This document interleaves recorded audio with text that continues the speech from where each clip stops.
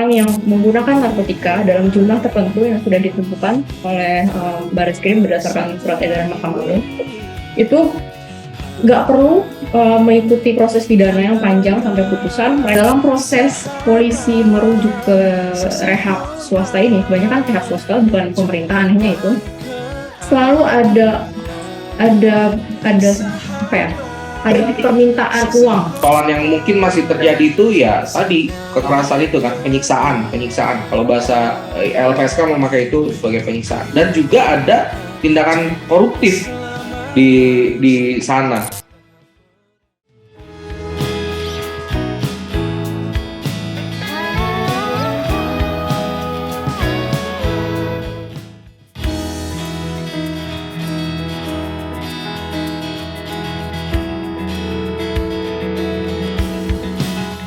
Pada tahun 2022, program pelindungan saksi dan korban berbasis komunitas yang bisa kita kenal adalah Sahabat Saksi dan Korban lahir sebagai program peningkatan akses pada masyarakat, utamanya masyarakat miskin, marginal, dan atau kelompok rentan terhadap layanan pelindungan dan pemenuhan hak bagi saksi dan korban.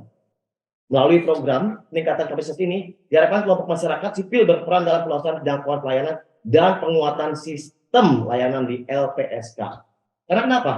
Banyaknya cerita di tataran akar rumput terkait peristiwa-peristiwa buruk yang dialami oleh pengguna narkotika saat berhadapan dengan hukum yang luput dari perhatian publik dan media. Nih, yang kacaunya adalah ini. Stigma dan diskriminasi terhadap pengguna narkotika membuat para korban diam atau dibungkam ketika mereka mengalami hak asasi manusia itu dihancur-hancur semuanya tanpa mengetahui adanya LPSK. Ya, tanpa mengetahui adanya LPSK. Oleh karena itu, kita di sini semua datang.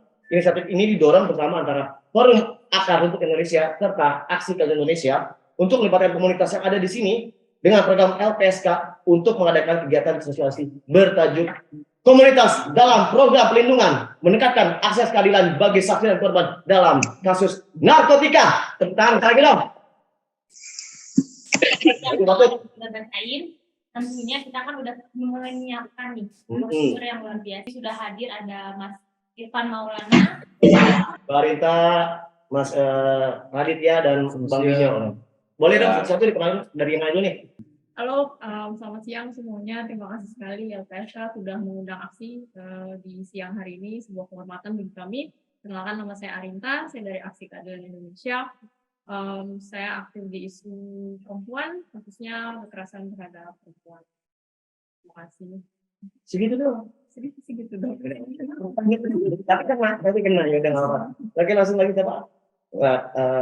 Mas Irfan tadi. Oh iya. Oke, selamat siang. Terima kasih Bang Alex, Putri. Perkenalkan, saya Irfan Maulana, panggil aja Irfan. Semenjak 2020 saya menjadi tenaga ahli di LPSK, dan untuk program ini, program Sahabat Saksi Korban, saya dipercaya dimandatkan untuk menjadi sekretaris program ini. Mas Rid, di belakang Mas Rid. Selamat siang teman-teman semua. Perkenalkan, saya Raditya. Saya dari Forum Akar Rumput Indonesia. Ya, keseharian saya mungkin ada pendampingan kasus ya sebagai paralegal juga di Forum Akar Rumput Indonesia. Ya, kebetulan juga saya adalah anggota dari SSK, program dari LPSK. Terima kasih teman-teman. Oke, selamat siang semuanya. Nama gue Steven, biasa dipanggil Binyo. Gue salah satu di sini, gue sebagai penyintas korban narkotika sih. Kalau untuk kesehariannya mungkin gue juga di Pari, itu beberapa kegiatan nih. Itu aja. Thank you. Oke. Utama sekali lagi buat narasum kita nih. Tiga bapak-bapak ganteng dan satu ibu cantik ini. Jadi ada dari LPSK, dari PAGI, Forum Akar Rumput Indonesia atau FARI, dan ada Bang Binyo selaku penyintas ya. Nah. Oke. Tadi dari ini yang mau Kan siapa dulu mau memaparkan program dan visi misinya dari semua. boleh volunteer atau mau ditunjuk aja? Atau mau ladies first dulu lagi? Oh ya, Adit boleh? Ya, alasan terbentuknya FARI yaitu pada tahun 2018 yaitu atas kebutuhan pendampingan hukum kasus narkotika dan akses layanan kesehatan bagi para pengguna narkotika. Nah, lalu gagasannya dari kegiatan situasi tadi, Fahri membangun landasan berdasarkan beberapa poin, yaitu tingginya kasus narkotika, lalu banyaknya praktek-praktek tidak baik yang dilakukan oleh oknum aparat penegak hukum, dan kurangnya literasi kebijakan narkotika, lalu belum optimalnya pendampingan terhadap pengguna narkotika. Jadi kami juga bergerak itu berawal dari banyaknya sosial media yang masuk ya, bagaimana sih pendampingan hukum pengguna yang dulu mungkin mentok nih harus bagaimana, kemana mengadunya, dan akhirnya setelah terbentuknya Fahri ini kita juga mendapatkan laporan-laporan gitu, pengaduan, dan kita akhirnya berkembang bisa mendampingi ya kan dari sisi komunitas, berjejaring juga dengan beberapa stakeholder dan mungkin layanan-layanan kesehatan. Jadi seperti itu. Itu tahun berapa tadi Mas? 2018. Ya. Berarti ini Fahri ini terbentuk dari ini ya, keresahan mungkin dari teman-teman yang akhirnya kita bikin deh nih, karena memang juga masyarakat tentunya yang mungkin jadi candu atau menjadi korban penyalahgunaan narkotika ini bingung harus melakukan apa ya. Iya. Nah kalau gitu kan ini pasti masyarakat Indonesia kan tersebar dari Sabang sampai Merauke. Kira-kira Fahri ini ada di mana aja? Selain mungkin di Jakarta. Kita ini tersebar ada di 9 provinsi ya. Ya, DKI, Jawa Barat, DKI yang Jawa ada Tengah, Jawa Tengah mana aja? Jawa Tengah itu ada di Solo, Yogyakarta, lalu juga Jawa Timur, ada di Sidoarjo, lalu juga Malang, untuk wilayah Palembang. Palembang, wih keren. Paling jauhnya Palembang ya. Sementara ini Medan. Nah, karena kan ini Fahri ada di beberapa provinsi dan ada di kabupaten juga kota ya tentunya. Ada nggak kerjasama atau kolaborasi Fahri dengan komunitas lain selama menjalankan kerja-kerjanya ini? Oke. Fahri sudah berjejaring ya, dalam arti berjejaring juga. Kita juga bekerja sama dalam arti gini, berjejaring itu dengan IAC, Indonesian AIDS Coalition, lalu Jaringan Indonesia Positif, dan organisasi masyarakat sipil lainnya, dan komunitas-komunitas yang ada di beberapa daerah, khususnya seperti itu sih. Ada yang sudah ada di luar kota atau ada di mana gitu. Nah, kira-kira begitu ada kasus di sana, bisa nggak kita kontak dia untuk membantu memberikan informasi, lalu kita juga bisa mengarahkan dan konsultasi hukum mungkin dengan keluarga yang ada di luar kota, seperti kayak gitu. Dan itu biar gercep ya, semuanya cepet ya. Kan gercep semua ya. Mungkin kita mengutamakan untuk fast respon dulu sih ya. Iya, proses. Untuk investigasinya. Kalau kita lagi mau langsung ke. Ini sebenarnya ini bukan pertanyaan terakhir. Nanti kalau mau nanya lagi, persilakan Bang. Mungkin Bang Alek penasaran nih tentang Fahri, boleh kita nanti tanya-tanya Mas Radit lagi. Ini terkait undang-undang narkotika. Kan pecandu dan korban narkotika itu wajib menjalani rehabilitasi medis dan sosial. Terkait ini boleh nggak sih dijelasin tahapannya itu seperti apa untuk bisa mendapatkan rehabilitasi ini? Ini mau kita ini atau mau boleh nggak baik Mas Ipang, Mbak Aci? Ya, kalau mau jawab juga Bang Binyo di tahun ini kan saya bukan Bang Ade aja bisa menanggapi. Mungkin saya dulu nanti bisa ditambahin Oke. Jadi rujukannya apabila memang dia ditangkap polisi dan memang berhak untuk mendapatkan rehabilitasi medis dan sosial, alurnya adalah dia mendapatkan untuk dirujuk ke BNNP atau BNNK, ya. Lalu dilakukanlah asesmen medis, ya. Nah, kemudian setelah keluar rujukan itu dari BNNP atau BNNK, itu plan ini apakah nanti mendapatkan rawat jalan atau rawat inap. Jadi begitu alur rujukannya. Nah, sebenarnya ada yang mention sih. Kenapa harus ada BNN? BNN karena BNN memang satu-satunya lembaga negara yang memang untuk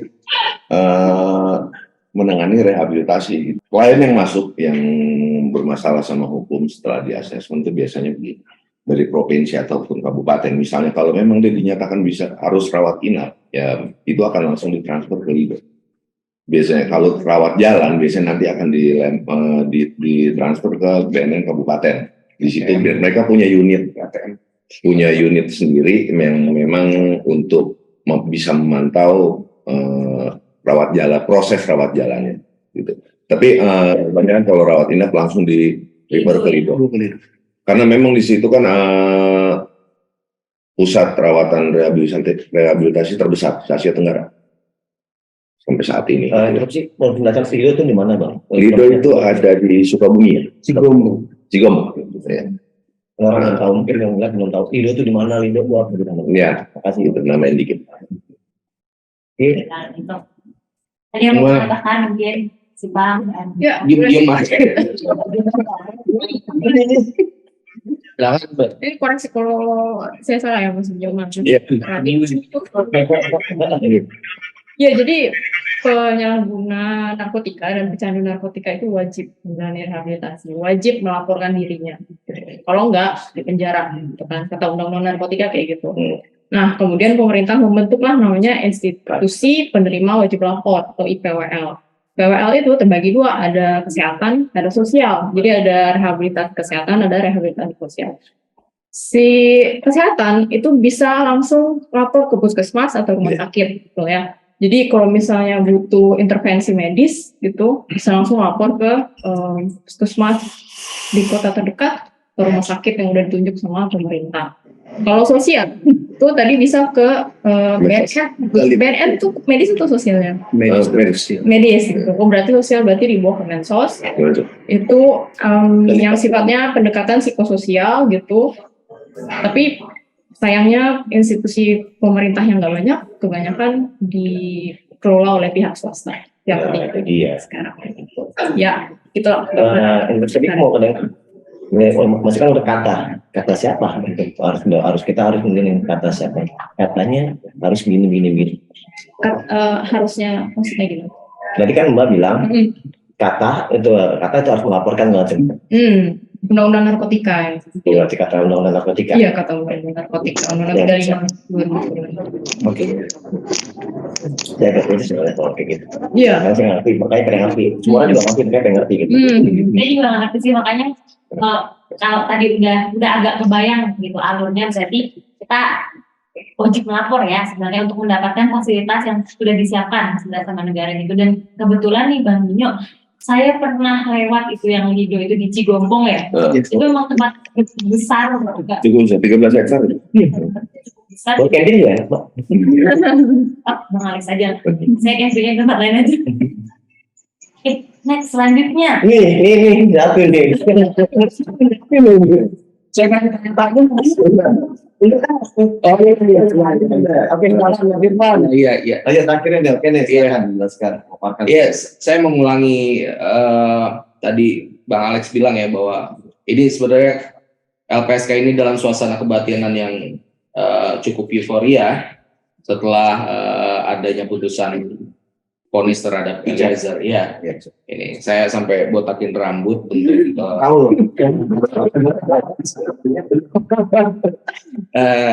ya itu artinya memang hakim sudah mempertimbangkan, salah satu pertimbangannya pertimbangan dari LPSK bahwa yang bersangkutan sebagai justice kolaborator. Nah, ini menandakan sebetulnya di Republik ini keadilan masih bisa dijamah dan disentuh. Nah, sebetulnya ini nanti akan berhubungan dengan kenapa program Sahabat Saksi dan Korban berbasis komunitas itu lahir. Mungkin kenapa sih kita berdiskusi di sini? Kenapa harus di LPSK? Padahal kan isunya nih seharusnya di kantor BNN atau iya kan gitu. Tapi mengapa kami melihat bahwa ini menjadi perbincangan yang sangat menarik dan strategis, bahwa tindak pidana narkotika dan psikotropika merupakan salah satu tindak pidana yang LPSK diberikan mandat untuk mengurusi atau memberikan pemulihan, perlindungan terhadap saksi, ya, saksi pelaku, pelapor, atau bahkan masyarakat yang sebetulnya memiliki informasi di situ. Nah, mungkin kalau sebelumnya kan kita sudah berbincang-bincang sama teman-teman Fahri, sama teman praksi. Kenapa ini menjadi menarik? Karena data. Padahal ini kan kejahatan yang terorganisir, sebetulnya terorganisir, dan LPSK memang dihadirkan untuk diberikan mandat untuk melindungi saksi-saksi kejahatan yang memang terorganisir.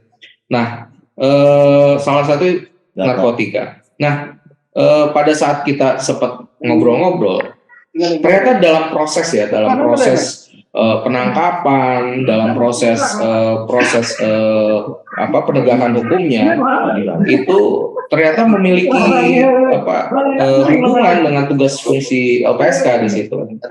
Nah, padahal nanti ada tanda tanya, ada anomali kan gitu, ada anomali kenapa di tengah program Wars on Drugs yang ditetapkan oleh pemerintah, lalu sebetulnya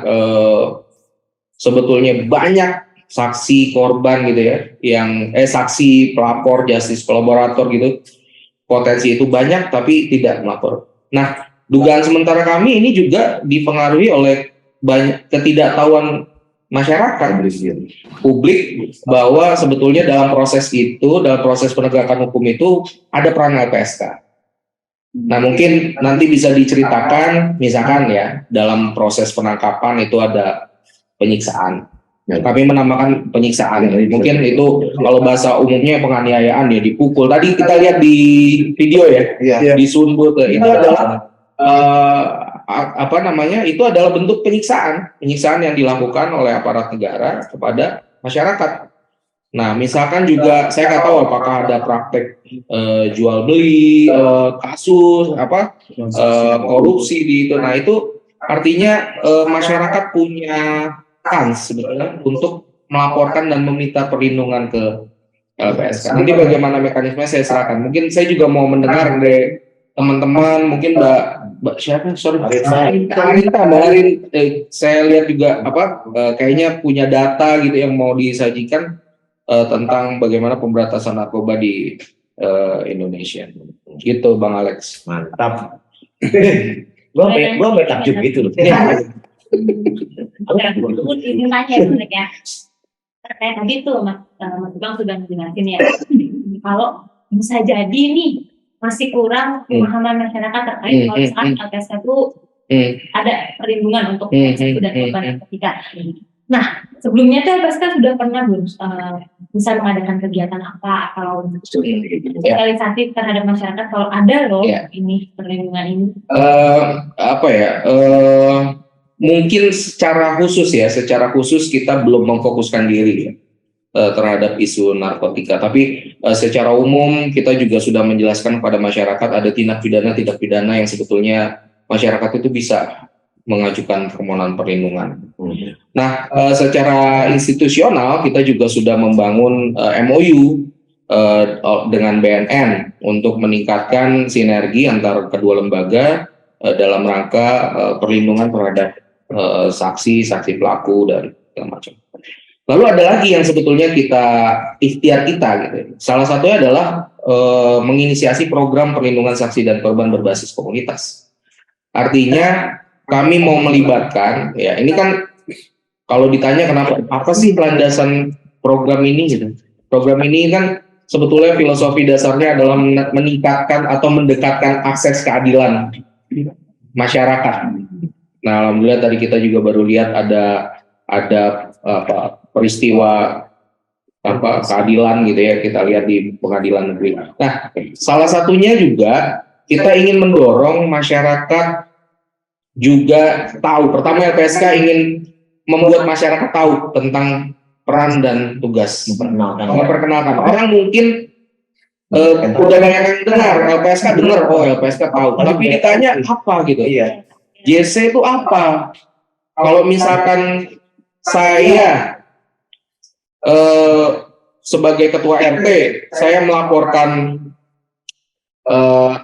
warga di rumah yang pakai narkoba, ada bandar gitu misalnya di dekat rumah saya itu JC atau saya pelapor? Nah, atau kalau misalnya sudah ada diskusi-diskusi semacam ini, ada kesadaran kita nih sebagai SSK untuk mensosialisasikan terhadap komunitas-komunitas. Ada alhamdulillah udah ada 101 orang, oke Del mention ya. Ya, salah 101. Nanti keberhasilan Ica itu ya. Iya, itu kan itu juga tidak lepas dari dukungan teman-teman sahabat saksi korban. Ada 548 sahabat saksi korban yang ada di 7 wilayah yang diharapkan juga punya kesadaran yang sama. Bukan hanya dalam isu narkotika, mungkin ada isu-isu lain gitu ya, kekerasan seksual atau perdagangan orang, itu bisa diharapkan muncul diskusi-diskusi semacam ini. Boleh tergabung sama podcast gue? Ya. Tadi kayaknya di belakang tuh sempat disebutkan kenapa sih kok baru Iya. Kenapa sih baru 2022 gitu tadi malam? Mungkin bisa Atau mencari apakah itu? Ya, kalau 2022 itu masalah timing. Sebenarnya ada kondisi LPS, ada kondisi internal LPSK yang harus kita jawab. Bahwa misalkan kita lihat ada 160.000 lebih ya, itu tindak kejahatan di Indonesia menurut data PPS pada tahun 2009 atau 2019. Artinya ada potensi korban, ada saksi gitu ya. Nah, permohonan masuk ke LPSK, namun kita hanya punya sekitar 300 atau 400 karyawan, udah termasuk driver, caraka gitu ya. Artinya kita punya, artinya ada situasi yang mendesak bahwa kita harus menjawab itu semua. Dan kita nggak ada di mana-mana kecuali di Yogyakarta, Medan, dan di Jakarta, di pusat ini sendiri. Nah, kita juga melihat bahwa ternyata nih kayaknya komunitas ini punya potensi besar gitu. Masyarakat tuh punya, karena LPSK itu sebetulnya lahir dari gerakan masyarakat, dan sudah saatnya kami berpikir untuk kembali ke masyarakat. Nah, itu yang akhirnya kita coba inisiasi. Ada beberapa orang yang menggagas ini, dan kita mengajukan ini menjadi sebuah program prioritas nasional. Dan kita juga lihat waktu itu pada saat pandemi, kita lihat, oh ini kita bisa kok kerjasama sama lembaga-lembaga masyarakat yang turun ke sana. Akhirnya ini disepakati, kita ajukan ke Bappenas waktu itu, dan alhamdulillah tahun 2022 kita disetujui untuk disepakati. Dan ini salah satu juga dukungan yang diberikan oleh pimpinan LPSK untuk agar program ini bisa berjalan, dan ini adalah bagian dari kita untuk mengatasi problem-problem di internal. Makanya baru tahun 2022, dan ini tahun kedua. Sahabat saksi dan korban, tepuk tangan dong. Penasaran sama data yang mau dibawa sama Mbak Rinta? Sedikit aja dulu. Oh, episode kedua. Lanjut sekali. Mau silakan datanya. Ya, jadi kita riset itu terakhir di akhir tahun 2021 kerjasama sama UNAIDS Indonesia. Perkenalan, mungkin kalau ada yang belum kenal aksi itu organisasi yang fokusnya memberikan bantuan hukum ke pengguna nafza. Kenapa pengguna? Karena 60% isi penjara itu untuk kasus narkotika. Sebagian besar itu karena penggunaan, bukan karena jual beli atau bukan karena bandar. Jadi kebanyakan orang di penjara itu karena menggunakan untuk diri sendiri. Jadi nggak direhab, gitu kan? Jadi masukin dalam penjara. Nah, selain bantuan hukum, aksi juga melakukan kampanye, terus juga analisis juga atas kebijakan publik, riset juga termasuk. Nah, selama 2 tahun, aksi mulai didirikan di akhir 2019, aktif di 2020. Kami melihat setelah adanya surat edaran Bareskrim tahun 2018, adanya proses diversi di polisi. Jadi, orang-orang yang menggunakan narkotika dalam jumlah tertentu yang sudah ditentukan oleh Bareskrim berdasarkan surat edaran Mahkamah Agung, itu nggak perlu mengikuti proses pidana yang panjang sampai putusan, mereka bisa langsung dirujuk ke lembaga rehabilitasi yang kerjasama dengan polisi di daerah itu. Misalnya Polda kerjasamanya sama BNN Lido misalnya, nanti mereka akan refer langsung BNNP Provinsi di DKI biasanya. Biasanya BNNP Provinsi. Pokoknya mereka punya kerjasama gitu. Nah, selama 2 tahun aksi memberikan pendampingan hukum, kita menemukan fakta-fakta anekdotal di mana ketika ini ada langkah baik, pengguna nggak perlu masuk penjara gitu ya, bisa masuk ke rehab, tapi banyak penyimpangan dalam prosesnya gitu. Jadi kita wawancara ke 41 orang klien aksi yang sudah pernah mendapatkan bantuan hukum dari kami. Kita menanyakan pengalaman mereka bagaimana sih, kan kita dampingi juga sih 41 orang ini. Dan temuannya itu salah satunya adalah dalam proses polisi merujuk ke rehab swasta ini, kebanyakan rehab swasta bukan pemerintah, anehnya itu selalu ada permintaan uang dari keluarga gitu. Kalau mau direhab, nggak mau masuk penjara, nih bayar sekian gitu. Biasanya dari pihak rehabnya yang minta gitu. Jadi nggak memberikan rehabilitasi selayaknya sesuai standar yang dibutuhkan oleh setiap orang yang punya ketergantungan ataupun tidak punya ketergantungan gitu. Jadi masih orientasinya kalau mau pulang malam ini bisa nih, tapi bayar sekian gitu. Kalau nggak mampu bayar, akan berapa lama di rehab, tapi nggak dapat makanan yang layak. Ada yang dicambuk pakai pipa, ada yang disuruh ngadep tembok 2-3 jam, kayak untuk apa nggak tahu gitu ya. Ada yang di dalam ruangan isinya 30-40 orang, ruangannya kecil, gitu dengan segala keterbatasan fasilitas rehab ini. Jadi kayak dari tahanan polisi pindah ke tahanan di luar gitu. Itu padahal di rehab. Itu padahal Intinya duit ya, intinya duit ya. Iya. Jadinya jadi ATM bahasanya teman-teman, karena gampang banget nangkepin pengguna gitu ya. Yang lucunya ada kasus di mana misalnya 10 orang lagi ngumpul, yang dites urin cuma 2 orang misalnya positif gitu ya. Yang lainnya juga Di bawah semua. gitu ya, kita 10 orang gitu.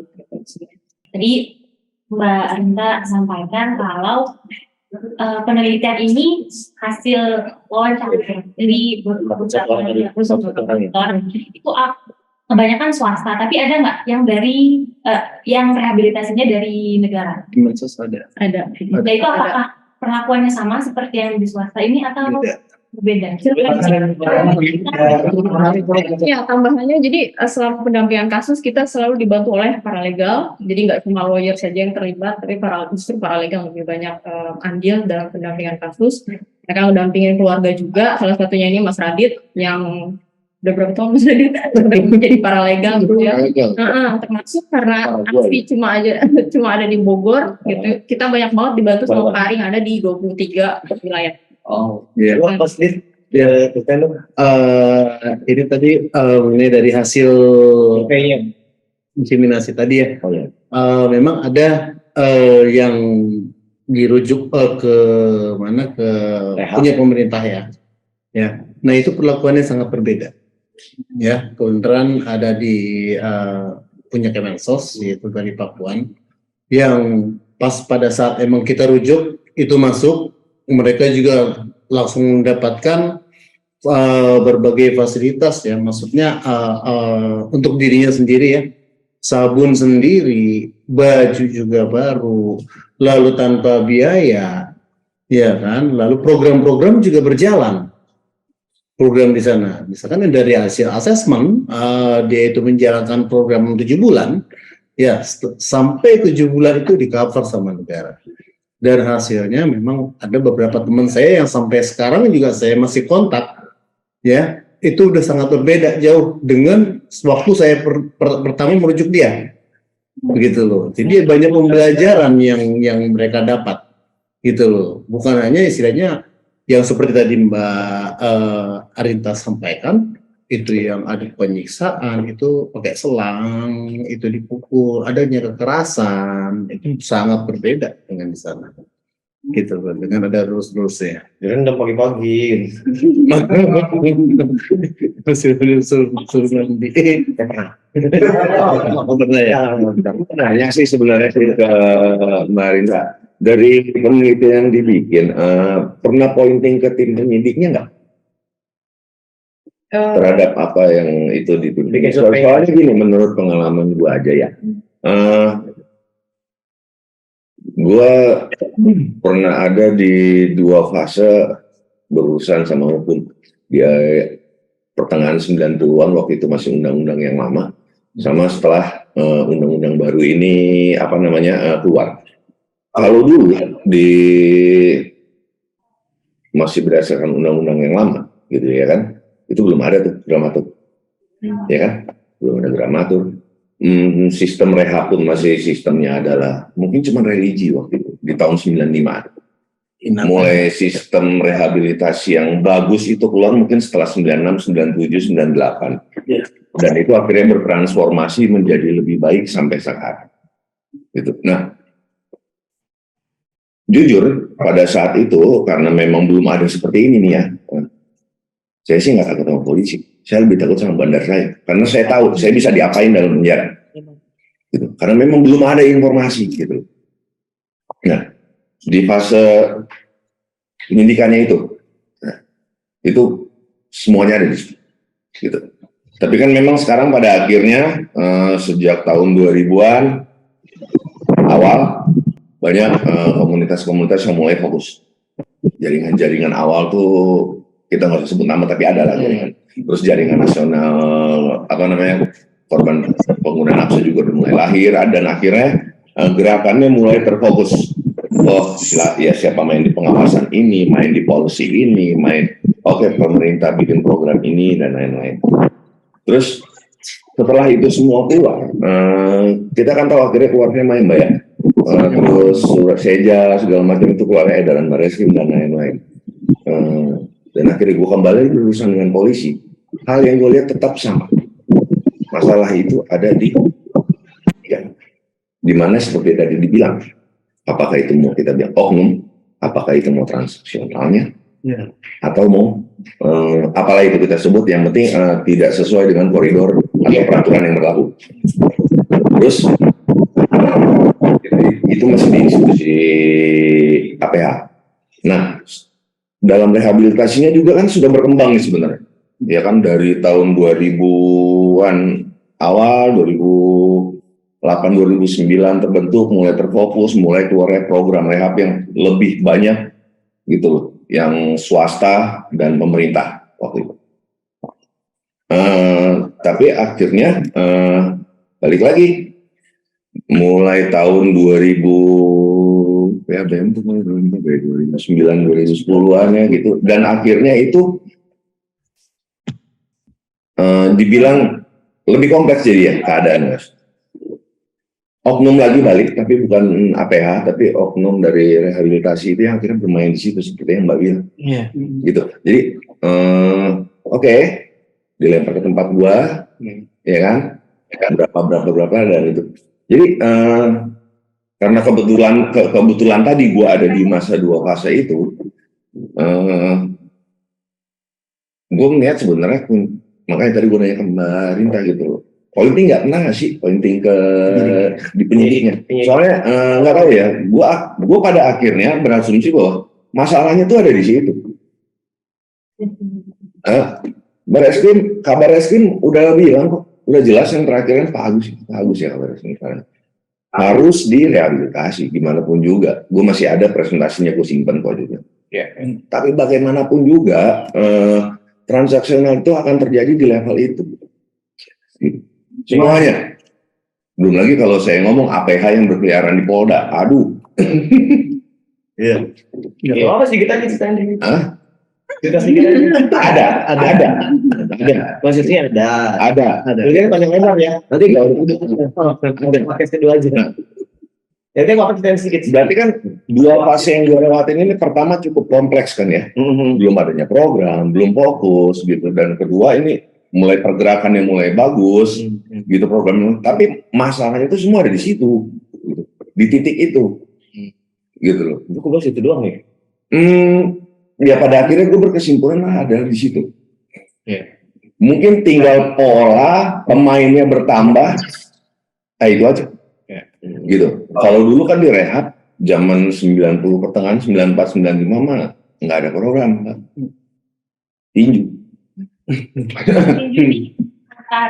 Iya. Istilahnya cuman itu doang dikurung. Itu masih kekerasan memang belum ada, saya ngalamin. Yang sekarang lihat sekarang gimana? Oh kalau sekarang sudah cukup jelas gitu. Pemerintah punya, swasta pun ada yang bagus. Jelas programnya. Yeah.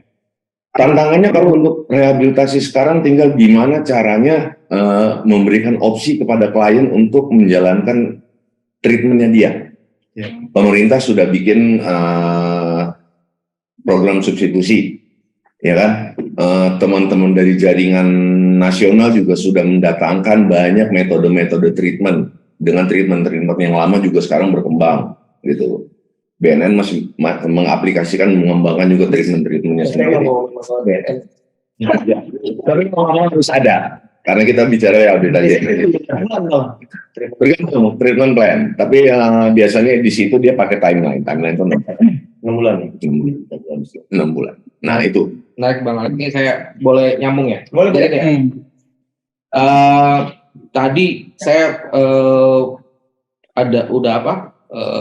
Bang Minyo udah memberikan testimoni dan ada data hasil riset yang sebetulnya tadi Bang Minyo bilang sekarang sudah mulai teratur ya, mungkin kalau di era jauh di era sana. Artinya memang proses pembenahan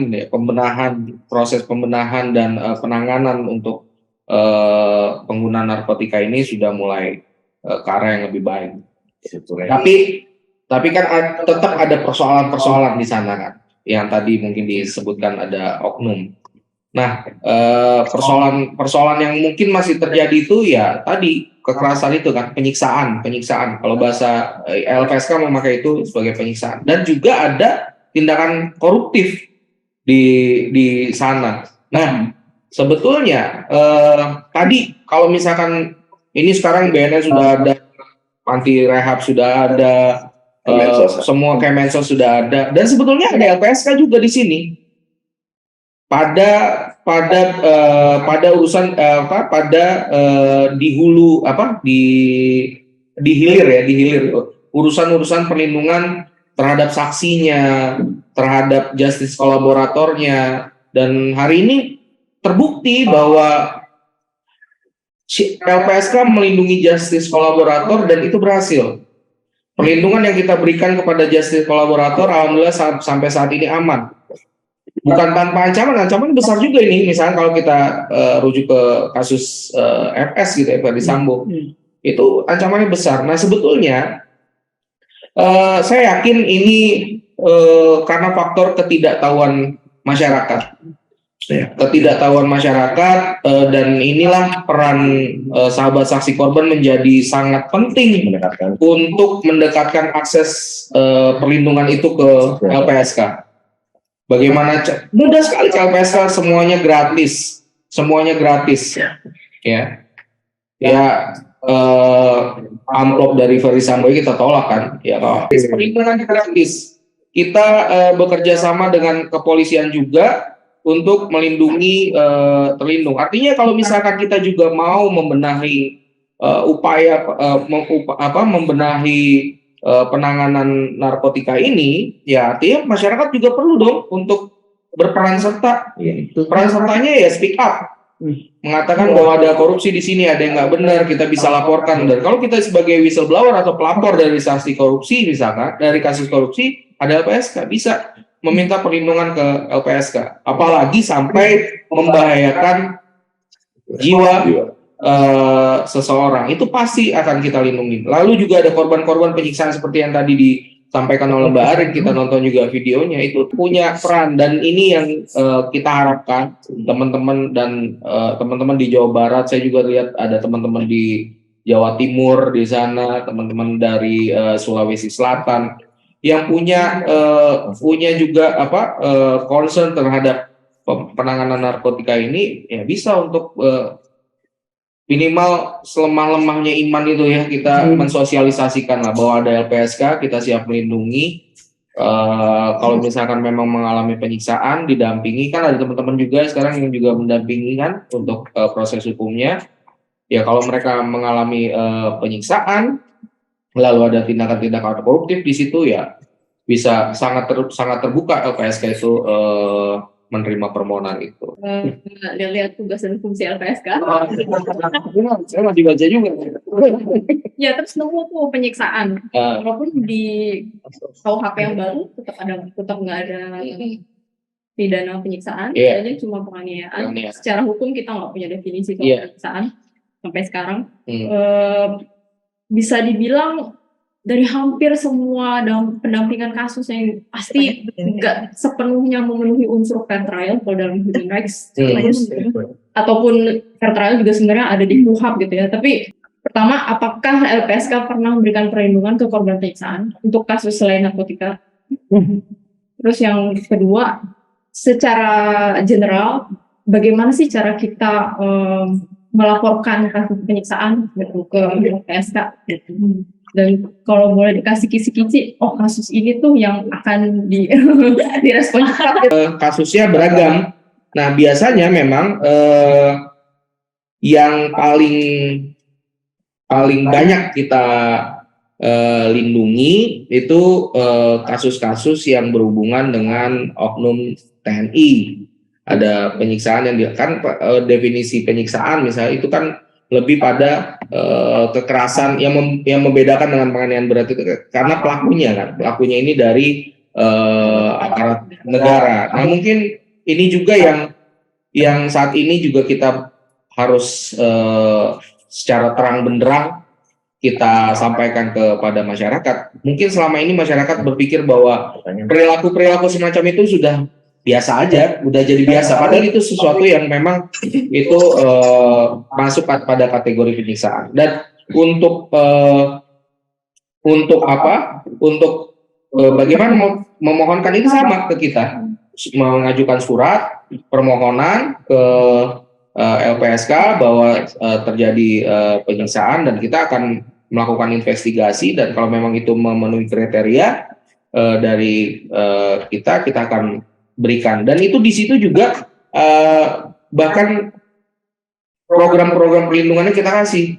Ada program hak prosedural, ada pendampingan dari LPSK, bahkan ada perlindungan fisik juga kita kasih. Karena memang kan biasanya ini lawannya kan lumayan kuat, itu perlindungan fisik kita kasih. Kita lihat di sini ada rehabilitasi medis, kita kasih bantuan medis, psikologis kita kasih. Artinya sesuai dengan kebutuhan, bahkan juga bisa meminta fasilitasi restitusi. Nah ini menjadi penting sebenarnya, karena mungkin selama ini kita melihat bahwa udah biasalah kalau di kantor polisi ya, mungkin karena saya merasa bahwa saya adalah pemakai, ya udahlah nggak apa-apa digampar-gamparin gitu. Nah itu sesuatu yang sebenarnya ini peran kita untuk menjadikan sesuatu ini yang nggak benar menjadi lebih baik itu loh. Nah ini kan udah salah satu upaya kita, dan ini peran serta masyarakat penting untuk memberikan edukasi ke masyarakat gitu ya Mbak Arin. Ini saya sengaja nih, saya udah tahu mau ditanya Mbak Arin, makanya saya kalau dari tadi kan kita bicara soal populasi kunci pengguna narkotika. Sebenarnya sih gini, dengan populasi kunci yang lain seperti yang kita tahu ada LGBTQ, ada transgender yang transpuan, atau pokoknya populasi kunci yang memiliki isu sensitif gitu. Kira-kira perlindungan apa itu yang bisa diberikan oleh LPSK? Soalnya biasanya kan mereka kan entah itu kekerasan kah atau apapun itu masalah yang mereka alami. Soalnya gini, sempat saya sempat dengar gitu banyak soalnya apa namanya di masalah di populasinya sendiri sangat banyak gitu dan itulah gimana saya pengen tahu gimana strategi LPSK supaya lebih mengajak mereka supaya ayo lapor ke kita gitu kira-kira gimana? Iya, kalau ditanya ya, apapun komunitasnya, siapapun dia, latar belakangnya, dia keturunan Raden atau siapapun itu memiliki hak yang sama, kan yang sama untuk memohon perlindungan ke LPSK. Ya. Kalau ditanya, ya tergantung kasusnya apa, tergantung problem hukumnya apa. Kalau misalkan mereka juga mengalami penyiksaan misalkan, atau mengalami kekerasan penganiayaan yang berat misalkan, kita lihat apakah apa yang terjadi dengan mereka itu juga sama kebetulan apakah yang terjadi dari mereka itu juga masuk dalam kategori tindak pidana yang LPSK tangani, atau mereka terjebak dalam situasi mereka menjadi saksi, menjadi pelapor, atau mereka menjadi korban yang mengancam jiwa mereka, itu bisa mendapatkan permohonan. Dan semua, saya jamin semuanya itu sama prosesnya, mengajukan permohonan. Dan karena memang LPSK ini voluntary based gitu ya, jadi semuanya harus ada permohonan. Kita nggak mau ujuk-ujuk wah mbak luka-luka ayo kita angkut gitu, nggak boleh. Artinya mbak juga harus mengajukan permohonan dan semua sama, dan akan kita lihat dalam asesmen itu ya, misalkan dia mengalami kelompok-kelompok itu ya, kelompok yang lain itu misalkan mengalami penganiayaan yang berat misalkan, ya mereka minta bantuan medis, kalau bisa kan kita terima. Dan itu tuh, nah ini yang karena kan kita nggak mungkin ya, mungkin di Indonesia ini ada puluhan ribu atau jutaan mungkin komunitas yang nggak mungkin kami sambangi satu persatu. Ayo dong LPSK ini ada. Ya ini yang kembali lagi, ini tujuan dari program ini, mudah-mudahan ini menjadi agen, menjadi berkembang dari mulut ke mulut, sehingga akhirnya di Indonesia ini tahu, bukan hanya mengenal LPSK, tapi tahu ada LPSK yang bisa memberikan serangkaian bantuan dan segala macamnya. Nah ini yang kita butuhkan, gitu. Dan ini semua for free ya. Saya makanya mau tanya dulu nih, kalau Bang Binyo baru tahu LPSK dari tahun berapa? Apa baru? Belum lama sih, sejak mulai di ini aja di pendampingan. Di pendampingan. Bukan juga karena nonton Ferdi Sambo, bukan? Jangan nonton gitu. Gitu ya. Dari awal masuk LBH, lulus kuliah langsung masuk LBH. Nah itu udah mulai hukum ya, jadi udah tahu, tapi benar belum pernah akses ya. Akses selama ini ngasih dampingan hukum. Mungkin untuk kasus terpidana mati, tapi kayaknya nggak lolos. Iya. Jadi kasus terpidana mati yang ditangani kan juga ya mereka bisa jadi justice kolaborator ya, karena kan kalau terpidana mati barang buktinya kilo-kiloan. Jadi tapi belum.